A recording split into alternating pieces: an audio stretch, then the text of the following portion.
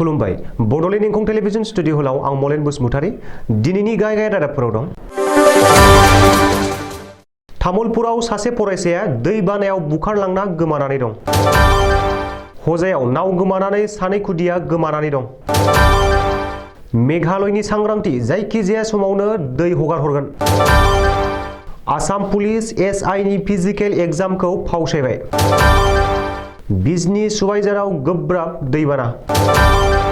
रेव-रेवा नार्जिहारिया खोथा होखानाय बादियै मेट्रिक आनजादाव उथ्रिसारनाय फरायसाफोरनो राङारि अनसुंथाइ होदों। आसामाव दैबानाजों सा 57 थैबाय आरो 18.94 लाख सुबुङा सहायनांदों। दानिया फैदो आबुं रादाबाव।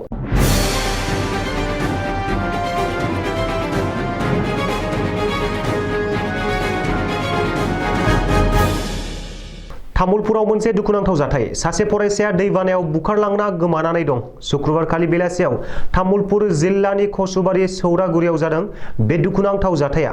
दैबानायाव बुखारलांजानानै गोमानानै थानाय फरायसाखौ 16 बोसोर बैसोनि देबजित दे होननानै सिनायथिनो हादों।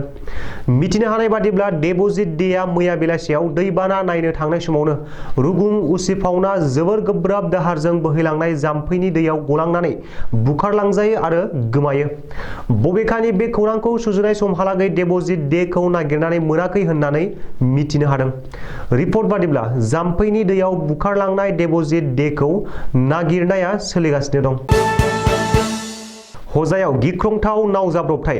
बे नाव जाब्रबथायाव सानै खुदिया गोमानानै दं। थांनाय हराव जादों बे जाब्रबथाया। दैबानायाव भुगिनांनाय सुबुंफोरखौ बोखांनानै रैखाथि गोनां जायगायाव लांबाय थानाय समावनो बे गिख्रंथाव जाब्रबथाया जानो मोनो। थांनाय हराव खुदियाफोरजों लोगोसे गासै 27 सा सुबुंफोरा नावजों रैखाथि गोनां जायगायाव थांबाय थानाय समावनो हरखाब जाब्रबथाया जायो। मिथिनो हानाय बादिब्ला जायगानि सुबुंफोर आरो रेस्किउ टीमा सा 25 सुबुंफोरखौ बोखांनो हादोंब्लाबो सानै खुदियाया दासिमबो गोमानानै दं। एसडीआरएफ नि बिफाना सानै खुदियाखौ नागिरनानै रेस्किउ अपारेशन खालामगासिनो।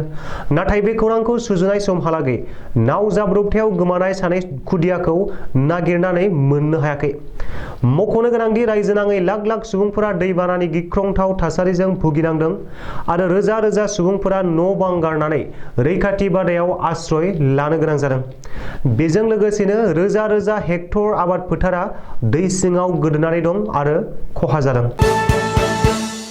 आसामाव गिख्रंथाव दैबानानि थासारिया सोलिगासिनो थानाय समावनो मोनसे गाज्रि खौरां। मेघालय रायजोनिफ्राय फैदों बे साननो गोनां आरो गाज्रि खौराङा। मेघालय सोरखारा मोनसे नटिफिकेशन जारि खालामनानै मेघालयनि साखाथि फाखाथि ओनसोलनि सुबुंफोरखौ सांग्रांथि होदों। मेघालयआवबो दैबानानि अलखद थासारि। जायखिजाया समावनो मेघालयआ दै हगार हरगोन। मेघालयआ दै हगार हरोब्ला आसामावनो बोहैबोगोन। बेनिखायनो कामरुप मेट्र' आरो कामरुप रुरेल जिल्लानि सयगाव, रामपुर, नहिरा, जियाकुर, कुकुरमरा, बक' बायदि माखासे ओनसोलनि थागिबि रायजो राजाफोरखौ सांग्रां जानानै थानो थाखाय खावलायहरदों मेघालय सोरखारा। मख'नो गोनांदि मेघालयआ जायखिजाया समावनो बान्दोनि दै हगार हरगोन होननानै मेघालय सोरखारा नटिफिकेशन फोसावदों। थांनाय माखासे साननिफ्रायनो अखा हाबाय थानायनि थाखाय उमियाम लेकआव दै लोमसावदों। बेनिखायनो दै हगार हरनो गोनां जादों होननानै मेघालय सोरखारा फोसावदों। बेखौबो मख'नो नांगोन दि बे समाव आसामनि दैबानानि थासारियाबो जोबोर गाज्रि आरो गिख्रंथाव। बेबायदि थासारियाव मेघालयआ दै हगार हरबावोब्ला साखाथि फाखाथि ओनसोलनि खैफोदा आरो बांसिन बावगोना रोखा। जानो गोनां आसाम पुलिसनि एसआइ मासिनि फिजिकेल एग्जाम एबा देहायारि आनजादखौ फावसायबाय। सप्तासेनि थाखाय फावसायबाय आसाम पुलिस एसआइ मासिनि फिजिकेल आनजादखौ। आसाम पुलिसनि डीजीपी भास्कर ज्योति महन्तआ दिनै गावनि अफिसियेल टुइटाराव टुइट खालामनानै बेनि बागै फोसावदों। आथिखाल मिथिंगायारिनि अलखद थासारि एबा बोथोरनि थासारिनि थाखाय जानो गोनां आसाम पुलिसनि एसआइ मासिनि फिजिकेल आनजादखौ सप्तासेनि थाखाय फावसायबाय होननानै डीजीपी भास्कर ज्योति महन्तआ दिनै फुङाव टुइट खालामदों।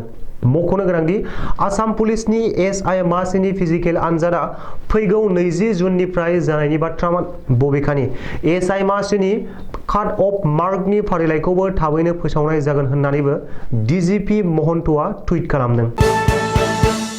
रायजोनि गुबुन गुबुन ओनसोलाव दैबाना लोमसावनाय बादिनो चिरां जिल्लानि बिजनी सुबाइझारावबो दैबाना लोमसावदों। भुटान हाजोनिफ्राय दै हगारहरनायनि थाखाय बे दैबानाया जादों। भुटान हाजोनिफ्राय बोहैबोनाय दैया दिनै फुङाव सुबाइझार ओनसोलखौ लोमसावफैदों। जोंनिसिम खौरां हरनाय बादिब्ला दिनै फुंनि 8 रिंगायाव भुटान हाजोनिफ्राय बोहैबोनाय दैया खानामाख्रा दैमाखौ रुगुं उसिफावनानै साखाथि फाखाथि ओनसोलाव लोमसावदों। बेनि जुनै बिजनी सुबाइझार नेहरू बाजारनिफ्राय आमथेखा लामाजों लोगोसे ओनसोलनि माखासे नखरफोरखौ दै सिङाव गोदोहोयो। बबेखानि हरखाब बुसारफैनाय दैबानाजों सुबाइझार सामथाइबारि गामिनि गं 20 नखरफोरा दै लोमजायो होननानै मिथिनो हादों। ओरैहाय सुबाइझाराव थानाय बागदुवार एकाडेमि फरायसालियाबो दैबानाजों लोमसावजाना फरायसाफोरा हालाय हाफाय जानांदों होननानै खौरां मोनदों। रेवरेवा नारजि हारिया खोथा होखानाय बादियै मेट्रिक आनजादाव उथ्रिसारनाय फरायसाफोरनो राङारि अनसुंथाइ होदों।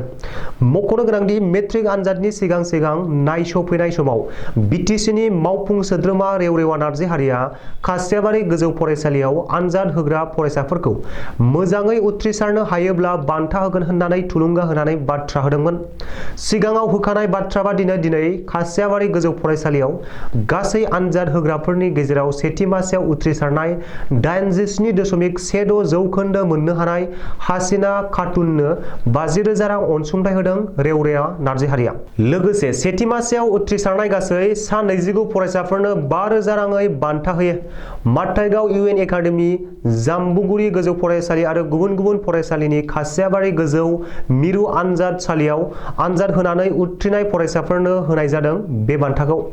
लोगोसे एचएस आनजाद उथ्रिनाय फरायसाफोरनि थाखाय बिटिआर सोरखारा सुपार 50 मासि बेखेवदों, जेराव आईआईटी, आईएमटी, आईटीआई बायदि बायदि सोलोंथाइ लानो गोसो जानाय गुन गोनां फरायसाफोरनो बेसेन नाङै सोलोंथाइ होगोन होननानैबो मावफुं सोद्रोमा रेवरेवा नारजि हारिया गावनि बिबुंथियाव फोरमायदों।